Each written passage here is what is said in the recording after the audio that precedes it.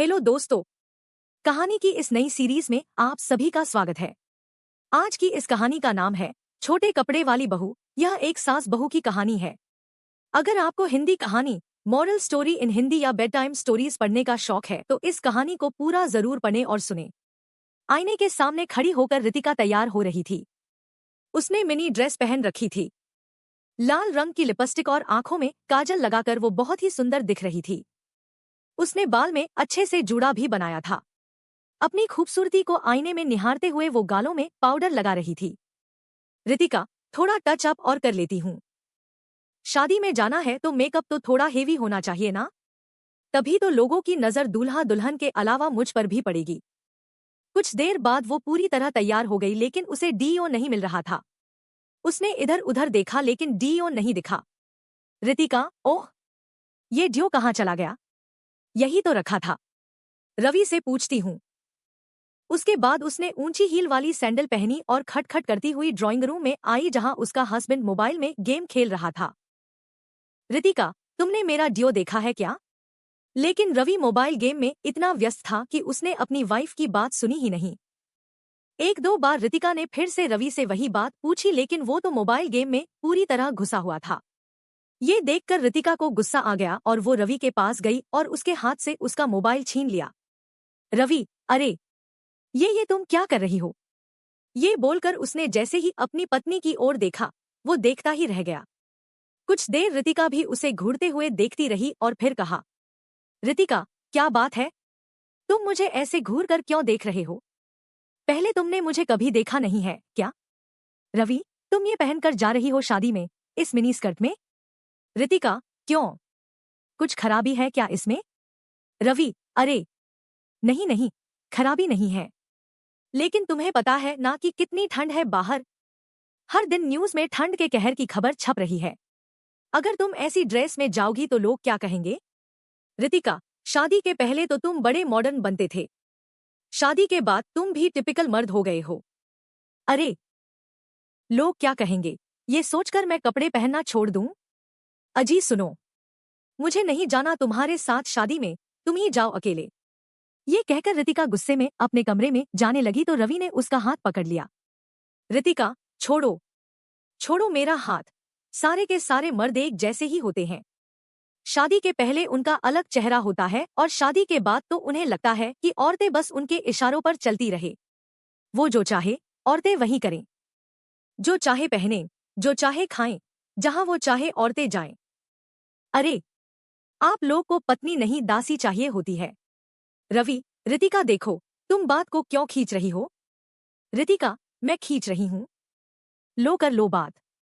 शादी में मैं क्या पहनूं क्या ना पहनूं, ये अब आप डिसाइड करेंगे।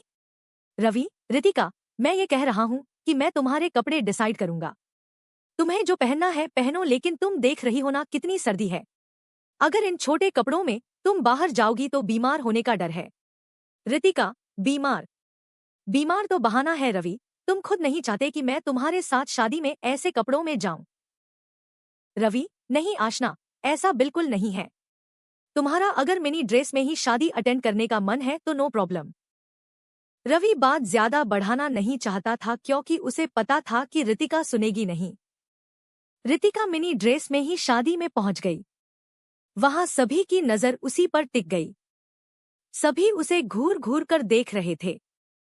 रवि को थोड़ा अजीब महसूस हो रहा था लेकिन रितिका तो बहुत खुश थी।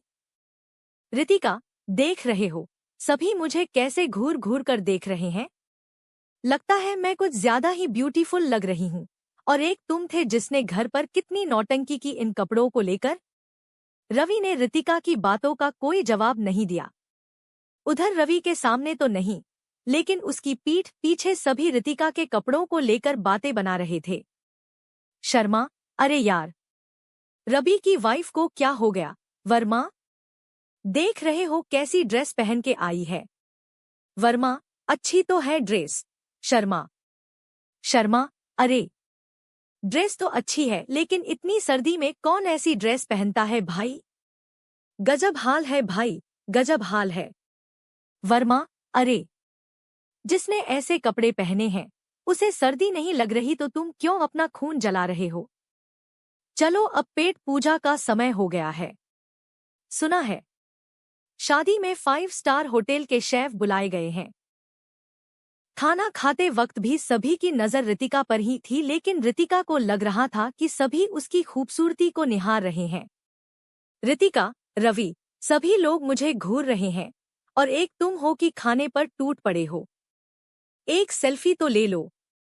रवि, हाँ सेल्फी, हाँ हाँ रुको, मैं हाथ धोकर आता हूँ। रवि ने हाथ धोकर सेल्फी ली। जैसे जैसे रात बढ़ रही थी, सर्दी और भी ज्यादा बढ़ रही थी। सभी लोगों ने तो गर्म कपड़े पहन रखे थे तो उन्हें कुछ खास फर्क नहीं पड़ रहा था, लेकिन रितिका की हालत अब थोड़ी खराब हो रही थी। रितिका, रवि, बहुत ठंड लग रही है, अब घर चलें। रवि, घर? शादी देखनी नहीं क्या तुम्हें? रितिका, नहीं रवि, इतना पेशेंस नहीं है मुझ में रवि। और रितिका अपनी कार से घर वापस लौट आई। अगले दिन रितिका ने रवि को कांपते हुए जगाया। रितिका, रवि, रवि उठो ना। रवि, क्या हुआ रितिका, तुम इस तरह काम क्यों रही हो? रवि ने आशना के सिर पर हाथ रखा तो वो तवे की तरह गर्म था। रवि, रितिका, तुम्हें तो तेज बुखार है। रवि ने अपनी बात भी खत्म नहीं की थी कि रितिका ने कहा। रितिका, रवि, उल्टी उल्टी आ रही है मुझे, वॉशरूम ले चलो मुझे। आशना को लगातार उल्टी तो हो ही रही थी, उसे दस्त भी लग गए थे। रितिका, रवि, बहुत वीकनेस लग रही है, बहुत ही ज्यादा। ये कहकर रितिका जमीन पर गिर पड़ी। उसे सांस लेने में भी अब दिक्कत हो रही थी। रवि, रितिका, क्या हुआ तुम्हें? आंखें खोलो अपनी। रितिका का शरीर ठंडा होता जा रहा था। उसकी हालत देखकर रवि बहुत डर गया और उसी समय उसे अपनी पीठ पर लाद कर नीचे ले गया और फिर कार से हॉस्पिटल। डॉक्टरों ने रितिका का चेकअप किया। डॉक्टर, उन्हें इमीडिएट एडमिट करिए, इनकी हालत बिल्कुल ठीक नहीं है। रितिका को आईसीयू में एडमिट किया गया। उसे ऑक्सीजन सपोर्ट पर रखा गया क्योंकि वो ठीक से सांस नहीं ले पा रही थी। पूरी रात वो उसी तरह अस्पताल में रही। अगले दिन रवि, डॉक्टर साहब, आखिर आप लोग कुछ बोलते क्यों नहीं? अच्छी भली तो थी मेरी बीवी, अचानक से उसे ऑक्सीजन सपोर्ट पर क्यों रखा है आपने?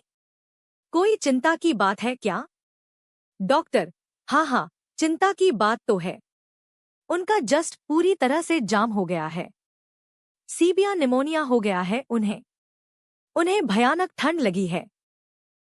हम दवाई से जस्ट क्लियर करने की कोशिश कर रहे हैं। अगर उससे हो गया तो ठीक, नहीं तो हमें किसी और तरीके से जस्ट का बलगम निकालना होगा। जब तक जस्ट क्लियर नहीं होगा वो ठीक से सांस नहीं ले पाएंगी।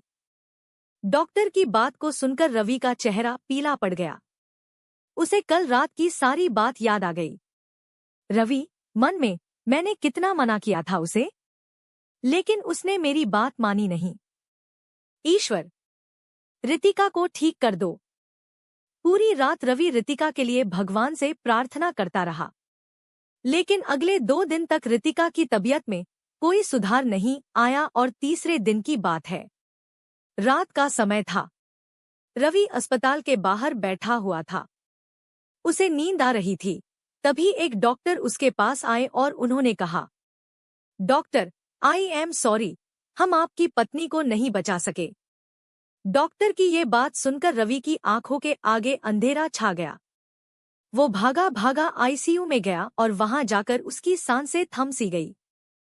सफेद कपड़ों में लिपटी उसकी आशना शान से लेटी हुई थी। रवि, रितिका, रितिका, तुम मुझे ऐसा छोड़कर नहीं जा सकती, नहीं जा सकती। कैसे जीऊंगा मैं तेरे बिना, कैसे? प्लीज रितिका, उठ जाओ मेरे खातिर। प्लीज प्लीज प्लीज उठ जाओ। मुझे इस तरह के सफर में अकेला छोड़कर मत जाओ। डॉक्टर, आप इस तरह चिल्ला क्यों रहे हैं? रवि, डॉक्टर, मेरी पत्नी मर गई। डॉक्टर, ये आप क्या कह रहे हैं? आपकी पत्नी अब खतरे से बाहर है, यही कहने तो मैं आया हूं। आप उनसे मिल सकते हैं। रवि को अपने कानों पर विश्वास नहीं हो रहा था। रवि मन में, इसका मतलब वो जो देख रहा था वो सब सपना था। हे भगवान, कितना बुरा सपना था वो। वो भागकर आईसीयू में गया। रितिका अब होश में आ चुकी थी। उसने जैसे ही रवि को देखा तो वह जोर जोर से रोने लगी। Ritika, I am sorry Ravi, I am sorry. मैंने अपनी गलती के कारण तुम्हें बहुत परेशान किया ना। सॉरी, अब मैं कभी छोटे कपड़े नहीं पहनूंगी। रवि, नहीं रितिका, कपड़ों में बुराई नहीं है। बस हर कपड़े का एक समय होता है। अब स्विमिंग पूल में हम लुंगी पहनकर रहेंगे तो कितने फनी लगेंगे, क्यों है ना। रवि की बातों को सुनकर रितिका ने उसे मुस्कुराते हुए गले लगा लिया।